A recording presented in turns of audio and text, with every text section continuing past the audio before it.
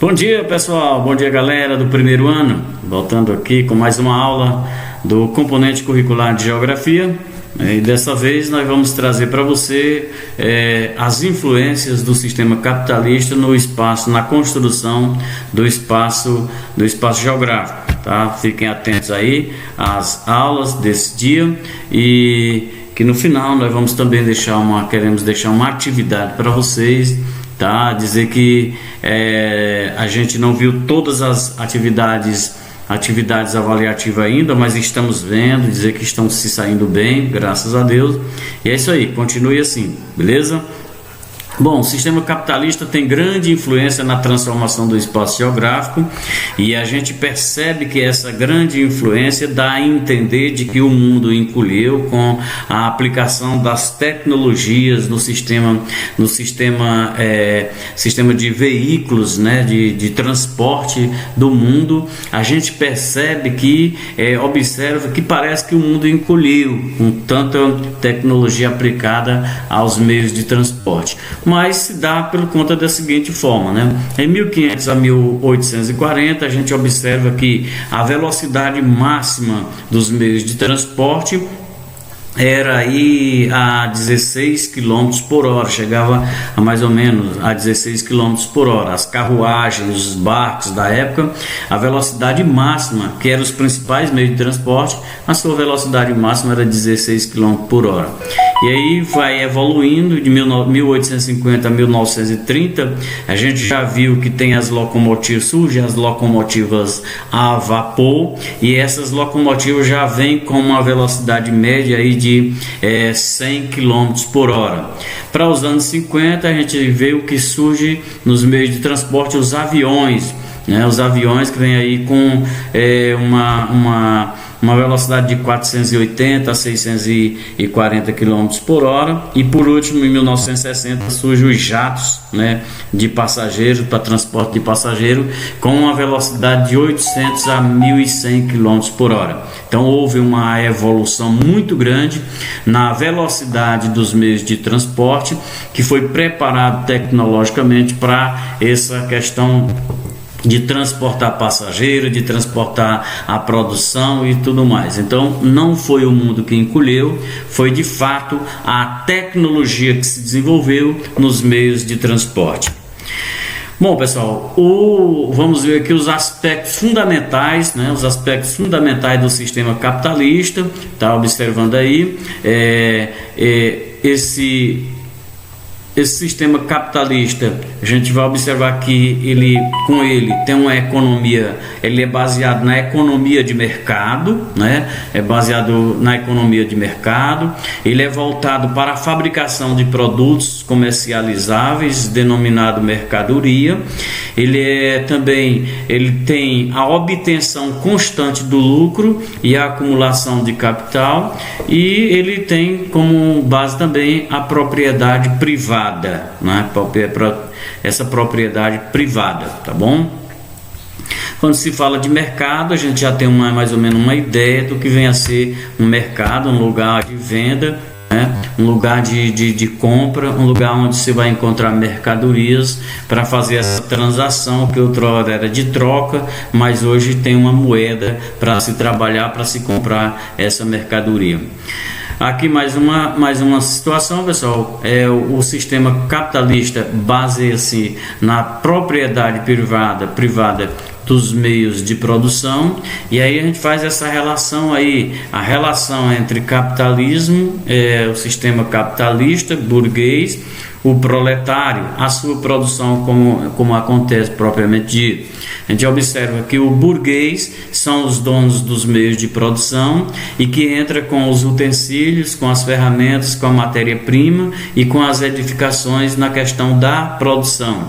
E o proletariado, que são os empregados, eles entram com a força de trabalho. Então, o elemento central da economia é o capital, tá? Nessa questão de capitalismo, o que se fala é de lucro, de produção de mercadoria para obtenção de lucro, aplicação de capital para obtenção de lucro, beleza, pessoal? Mais uma situação aqui na nossa aula, que as fases do capitalismo. Então observamos o seguinte, que o capitalismo ele tem a sua pré-origem ou a sua origem histórica na Europa no século XV.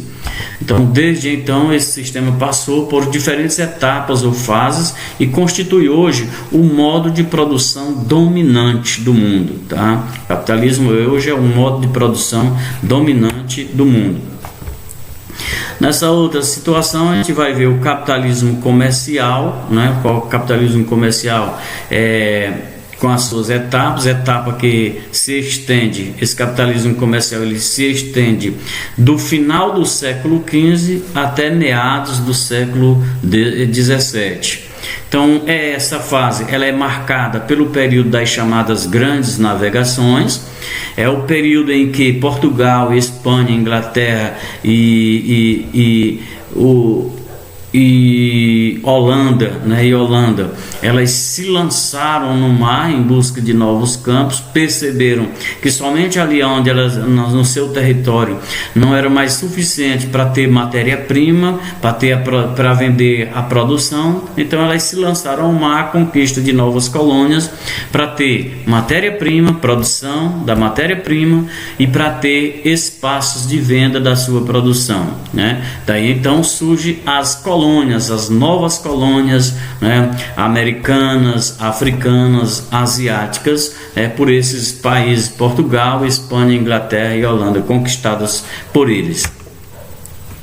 Aqui também a gente vai observar o seguinte, que no período que ficou conhecido como acúmulo primitivo do capital, foi nessa fase aí também, graças à exploração de minérios, especiarias, produtos agrícolas, tropicais e utilização de mão de obra escrava, essa estrutura ela favoreceu o desenvolvimento da manufatura e foi aí também que surgiu a primeira divisão internacional do trabalho, a DIT, né?